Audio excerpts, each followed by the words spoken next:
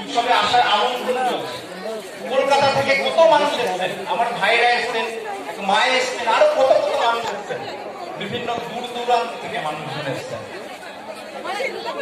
পরমদাস ঠাকুরের ৭৪তম জন্ম মহোৎসব উদযাপিত হবে এই আগরতলাতেই।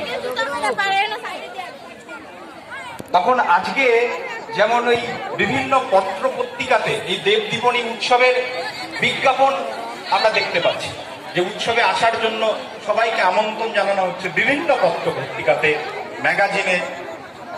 ঠিক তেমনই ওই ৭৪তম জন্মতিথিতেও, জন্ম মহোৎসবে এমন পত্র পত্রিকাতে বিভিন্নভাবে ছাপানো হচ্ছে, উৎসবের নিমন্ত্রণ চলছে। সেইগুলো এই এখানকার গুরু ভাইরা নিয়ে ঠাকুরের কাছে নিয়ে গেছেন।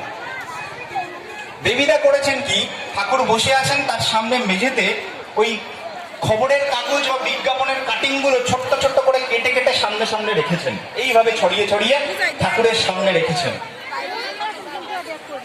ঠাকুর দেখছেন আর উপভোগ করছেন যে পরম পিতার উৎসব হচ্ছে।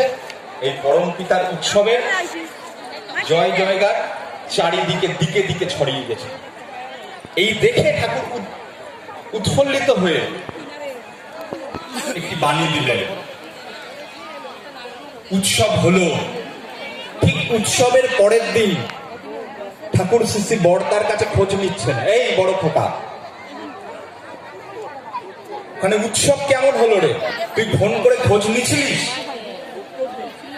শ্রী বড়দা বলছেন, আগে আমি ফোন করে খবর নিয়েছি, খুব ভালো উৎসব হয়েছে, অনেক মানুষের ভিড় হয়েছে, অনেক মানুষের শোভাযাত্রা হয়েছে, খুব সুন্দর সুন্দর বক্তৃতা হয়েছে। এমন ভাবে শ্রী বড়দা ঠাকুরের কাছে এই উৎসবের নিয়ে বিস্তারিত ব্যাখ্যা করছেন। কয়েকদিন পরে শৈলেন্দা এলেন। ঠাকুর শৈলেন্দার কাছে বলছেন, আই শৈলেন, তুই তো খুব বক্তৃতা দিচ্ছিস শুনলাম। শৈলেন্দা ওই উৎসবের ব্যাখ্যা করতে শুরু করলেন।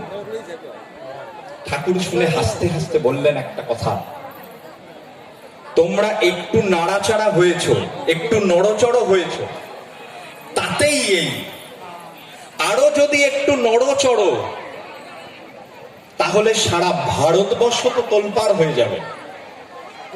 ঠাকুর এই আগরতলার উৎসব নিয়ে এই কথাটা বললেন।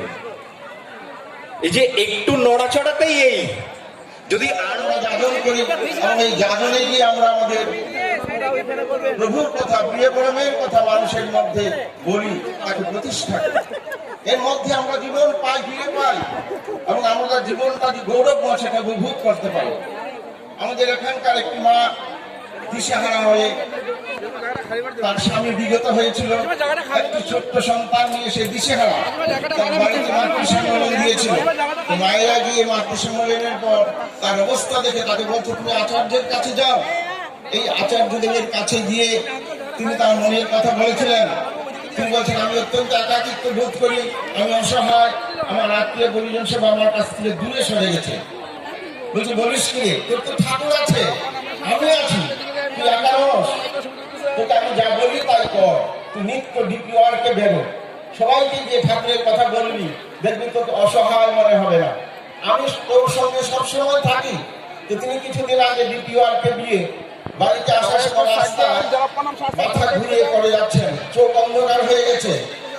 তার হঠাৎ মনে হলো, তিনি তো বলছেন তিনি আমার সঙ্গে আছেন, তাই তিনি হাত বাড়িয়ে দিয়ে বলছেন মনে মনে যে, তুমি তো আমার সঙ্গে আছো, আমার হাত ধরো, আমি আর পারছি না।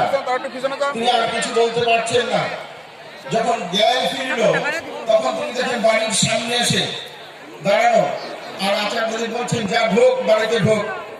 বাড়িতে ঢুকে তিনি তার মেয়েকে, যে অন্য জায়গায়, অর্থাৎ এই সৎসঙ্গে ঠাকুরের দীক্ষা গ্রহণ না করলে আমার মনে হয় যে ঠাকুরের যে কাকা সারাটা জীবন ধরে আমার জন্য যা কিছু করলেন, সেই ঋণটা আমি শোধ করতে পারবো না। ঠাকুর একটা কথা বললেন, ঠাকুর বলছেন, শোনো,